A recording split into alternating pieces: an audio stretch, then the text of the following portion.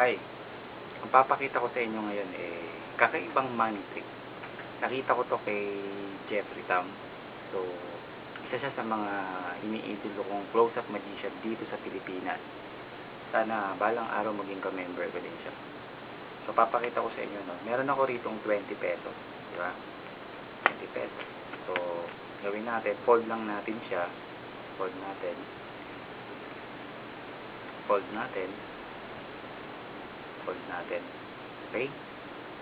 So, dahil nakakaiba, kukuha ko ng puncher. So, puputasan natin yung 20.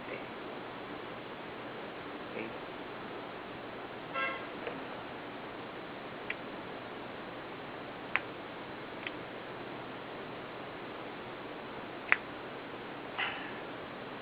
Actually, teka.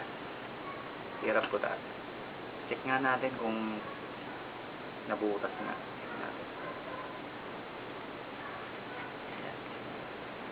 Butas ba? Butas? Butas? Oh, butas ba?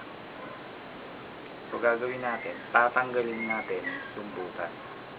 Lilipat natin sa tenga ko. Okay? Close natin. Close natin. Close natin. So, ngayon, isi-shake ko lang siya ng isi-shake.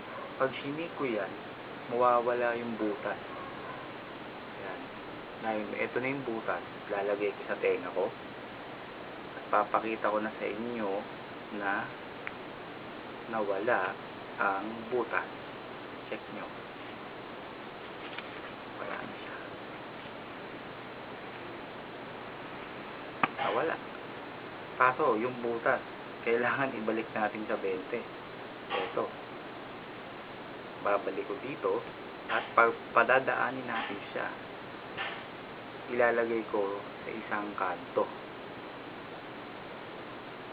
Hindi ko kaya tanggalin yung butas. Ibalik. Kaya ko lang ilagay din sa kanto. Tulad ng ginawa ni Jeffrey Tam. Maraming salamat po.